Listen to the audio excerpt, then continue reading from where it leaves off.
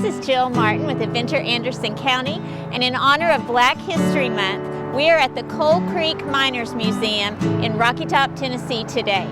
So let's go inside and see what's happening.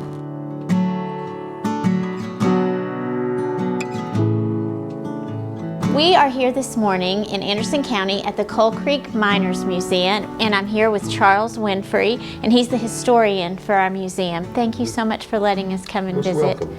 Well, the museum celebrates the coal miners and their history in this area.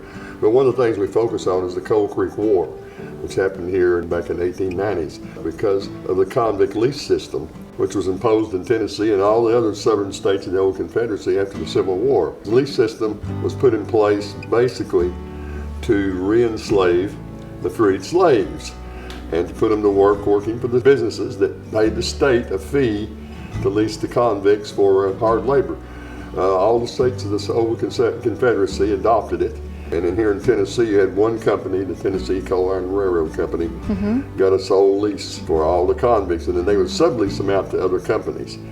And here in Coal Creek, you only had one company for a long time that worked convicts. In 1891, a second company up in Briceville began to lease convicts. They subleased them from the TCINR and brought in a bunch of convicts.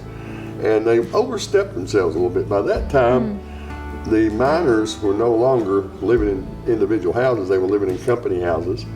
And so, first thing the company did was they ordered those convicts that were brought in on a train, go over there and evict those miners from their homes and tear down the houses. You're going to use the lumber to build your own stockade. And the miners were being evicted from their homes, their families being thrown out. They instead all got together and gathered at a meeting place and armed themselves and marched on the stockade and made the guards surrender and marched the convicts down the railroad track to the depot, put them on trains, sent them back to Knoxville, and telegram to the governor saying, don't send any more convicts out here. Well, he responded by bringing in the National Guard. It was called the state militia. And that ensued over a year-long series. You had 3 different uprisings. The miners reinforced themselves and attacked the National Guard and made them surrender. And in the final stage, after they had tried being nice and sending the convicts back to Knoxville twice, the third time around they freed all the convicts, broke into the company store, gave them civilian clothes, pointed to Kentucky, said good luck, and burnt the stockade to the ground. And finally, the governor brought in so many militia, over 2,000, that they were able to put down the rebellion completely. The miners lost the battle and won the war. Because the next year in the legislature got together and waived the convict lease system completely and opened up Brushy Mountain State Penitentiary to transfer all the convicts that had mining experience over there where they could mine state coal. Tennessee was the first one to outlaw it. By 1897, just about every state in the South had done away with the system. So one of your exhibits here at the museum tells about the Jim Crow laws, right? Yes. Alex Haley, the author of Roots. Yes. I once interviewed him for a newspaper article, and he explained it best. He said, Jim Crow laws were racist in their effect. They were economic in their intent. They were passed in southern states after the Civil War to give states an opportunity to make money off of convicts rather than spending money feeding and housing them. The result of that, though, was that the laws that were passed in the ensuing few years to increase the penalty on minor crimes to a year in prison where they could be leasing convicts, they were all aimed at black people. A lot of the segregationist laws that were passed in the South were aimed more at increasing the population of black convicts that they could lease out and make a profit off of. In 1865, there were only 150 people in Tennessee prisons. They were all white. By 1891, there were 1,500 in Tennessee prisons. 150 of them were white.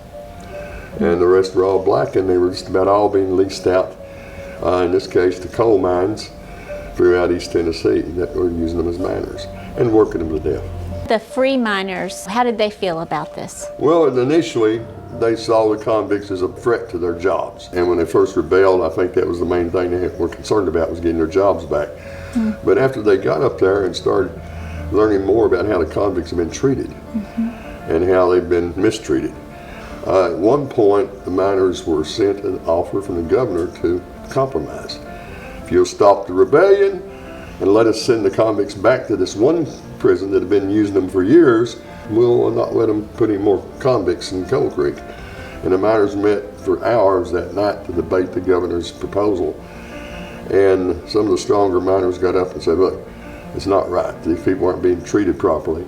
And probably the most noble thing that the miners did during that whole thing was when they told the governor, forget it.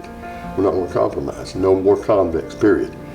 And of course, he then replied by sending militia in great numbers, and the rest is history.